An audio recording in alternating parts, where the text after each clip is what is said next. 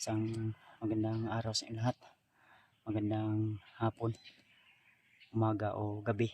Kung anumang oras mapanood nyo ang video nito mga tol, ay binabati ko po kayo. So, mega love shoutout sa inyo lahat.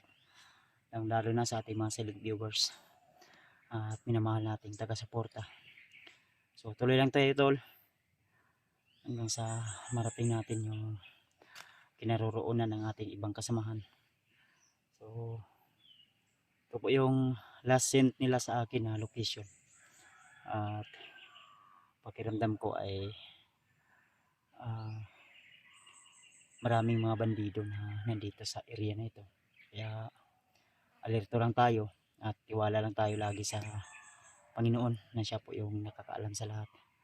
At siya po yung ating kakapitan. Dahil sa kanya tayo kukuha ng lakas. So, mega love shoutout sa inyo lahat mga tol. Lalo na sa asawa ko. Shoutout sa babe. Ingat po kayo lagi dyan. Siya nga pala mga tol. Nag-message sa akin yung asawa ko. Nag-contact sa akin at sabi niya ay nagparamdam daw yung bayaw ko doon sa aming bahay. Dahil bigla daw bumukas yung bintana. So, siyempre naniniwala naman tayo na may mga ganyan talaga na mga pangyayari na hindi natin inaasahan na talagang babalik yung kanilang kaluluwa. So, may kasabihan yan. Kaya pasalamat tayo na sana tuloy-tuloy na po yung kanyang pagtawid sa kabilang buhay. Siguro sa tingin ko baka nawili kumbaga mga tol ay kumbaga ayaw niya pa sanang iwan kami na mga minamahal niya sa buhay, pero siyempre nakatadhana na po hanggang doon lang po yung kanyang buhay at kailangan niya na maglakbay sa ibang daigdig o sa kabilang buhay. Kaya wala tayong magawa kundi ipagdasal lang po natin yung kanyang paglalakbay kung saan man siya ngayon. So saan man yung bayaw ko papunta, kung saan man siya sa kabilang buhay ngayon, sana ay pag-pray lang po natin, ipag-pray lang po ko po, pag-pray namin. Dahil isa din yun sa kailangan para maging successful yung pagtawid niya sa kabilang buhay. Siguro paalala lang po yun. At siyempre hindi naman po kami nakakalimot dahil hindi lang po isang beses nangyari yun sa amin na may namatay sa aming kapamilya. Nang una ay ano po yan po talaga yung mga mangyayari. Minsan talaga may magpaparamdam, lalo na sa mga mahal sa buhay. Kaya nandito tayo ngayon tol, patuloy sa ating mission. Makatulong tayo sa kasamahan natin, lalo na sa ibang tao na kahit hindi man natin kilala na nangangailangan ng tulong ay nandito pa rin tayo. Kahit wala tayong sapat na pahinga o 2 araw lang tayo nakapag-relax, ay talagang bumalik agad ako sa bundok upang tulungan natin yung mga taong nangangailangan ng tulong. At naway gabayan tayo lagi ng Panginoon at iligtas tayo sa anumang uring kapahamakan, na hindi tayo mapapahamak mga tol. At sana makikita na natin yung mga kasamahan ko, dahil napakahirap tol kung mag-isa ka lang, pero talagang kung may kasama ka ay talagang secure talaga na may makabantay sa likod. Sa ano ko ngayon ay talagang hindi ako nagpadalos-dalos. May mga kalaban na makikita natin kung sa tingin natin ay kaya nating gawa ng paraan upang tayo ay hindi nila makikita, ay ginagawa natin ng paraan. So, shoutout na lang po sa inyong lahat. lalo na kay Tita Hilma, kay Tita Rosie, kay Ate Indidaos, kay Ate Nadim, kay Ate Milda Galang, at sa lahat ng mga hunters na nag-i-explore. Ingat po kayo lagi sa inyong mga mission, kung ano man yung mga nasasagupa nyo. Maipapayo ko lang ay kailangan double ingat o mas maigi na triple ingat po, para hindi po kayo mapapahamak, hindi po kayo magiging kaparehas ng iba nating kasamahan ng mga hunters na may mangyaring hindi maganda. Kaya tuloy lang tayo, tol, dahil alam ko na ang lahat ng mga pagsubok na ito, mga problema na ito ay may katapusan rin. So problema din natin, may mga supporters na nag-request o nagsabi sa akin na baka makita ko raw yung pamangkin ko dito sa area, dahil isa din yun sa bihag ng mga tauhan ni Commander Bagnot o Galamay.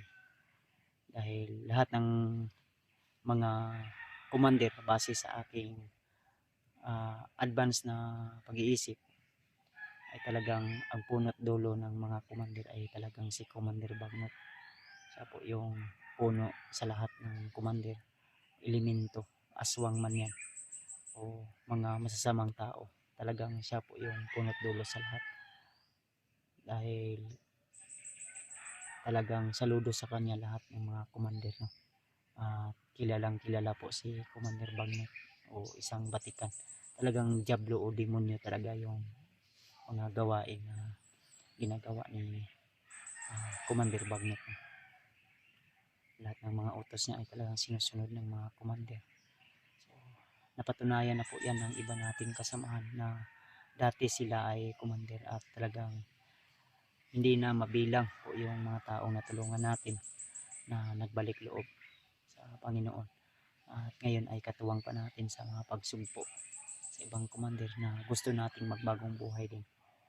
So, yung ibang natulungan natin na mga dating bandido, nagbagong buhay, naghahanap ng mga bagong trabaho para maitawid sa gutom yung kanilang pamilya. Kaya so, hindi to pa rin ako, tol, patuloy sa pag-i-explore, paghahanap ng mga taong nangangailangan ng tulong, pa-explore man yan o anong estado ng buhay nila na pwede natin matulungan ay tulungan natin. So gabayan nyo lang po lagi ako, tol, ipagpurihin lang po ako lagi, at sana mag-success ang mission namin na matulungan namin yung iba namin kasamahan. Iba mga tol, no? Talagang napaka critical o creepy yung area. So natatawag ko po na creepy gawa ng kakaiba yung aking pakiramdam sa area na ito. Sa aking base sa aking nararamdaman ay talagang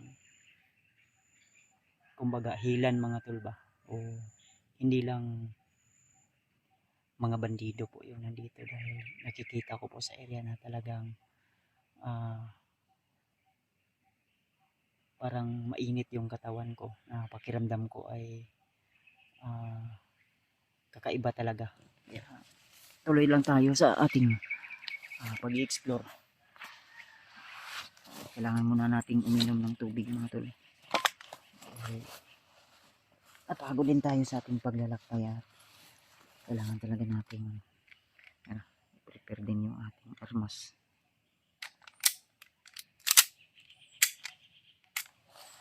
So medyo konti lang talaga yung bala natin, kaya kailangan din natin magtipid ng bala. Yung baon natin ay konti lang din, gawa ng yung pagpunta natin dito sa bundok ay emergency talaga, o rekta na talaga. Hindi na nga tayo nakapag-alay kay Lolo Ambo, dahil wala din tayong maibigay na pang-alay sa kanya. Yung pera natin na allowance ay para lang po sa ating pagkain. At syempre hindi naman pwede na aakyat ako ng bundok na wala ding pagkain na maiiwan doon sa bahay. So binilan ko ng mga importante. Konti lang po yung naiiwan natin sa pamilya ko, pero sapat na yun na may makain sila. Ang mahalaga ay may makain sila natin. May naiwan tayo kahit konti. Tuloy lang tayo.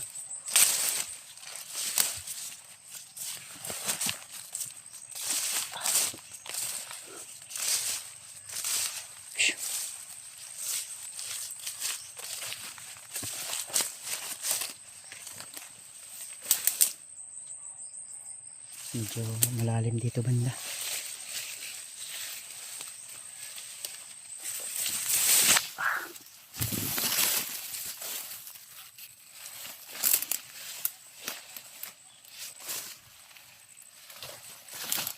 Ito na yung tayong sinin sa akin ng mga punong mangga. Ay, ito. May tao. Tao to.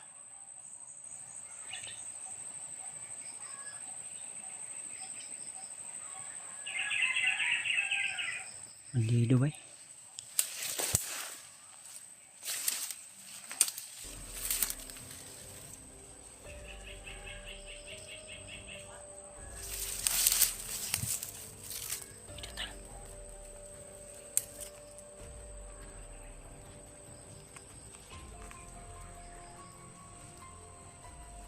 Tao sa namin, bandido yata yan.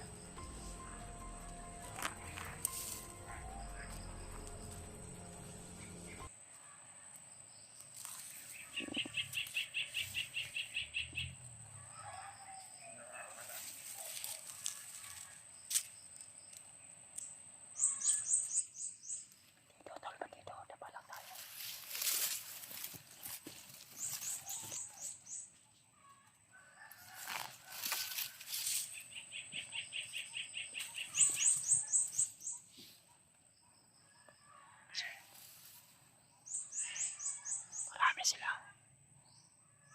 May nakita pa ako. Mahaba yung buhok. Delikado eh. Para commander yun. Yung isa may dalang sako, yung isa. Baka may mga bihag sila dito.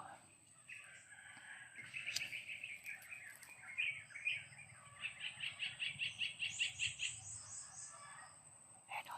Yung isa papunta doon mga tolo.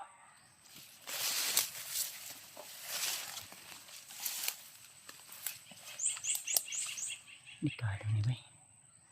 Ito yung area na sinid sa akin ng kasamaan ko tol. May mga mangga.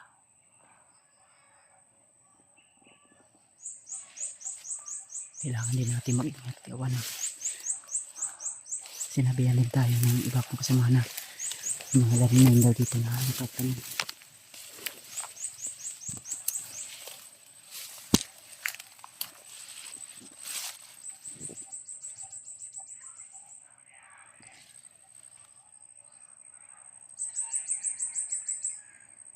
Ayan mga tolo.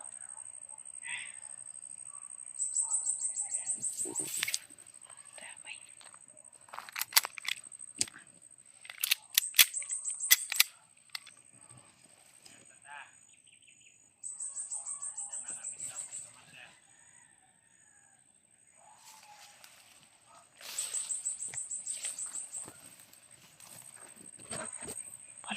Parang alerto sila lagi tol. Ayun.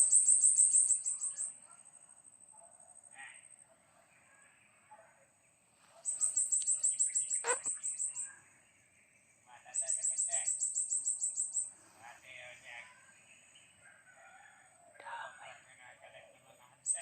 May mga aso ba ako naririnig mga tol? May 45 sa hawak niya. Sa baywang.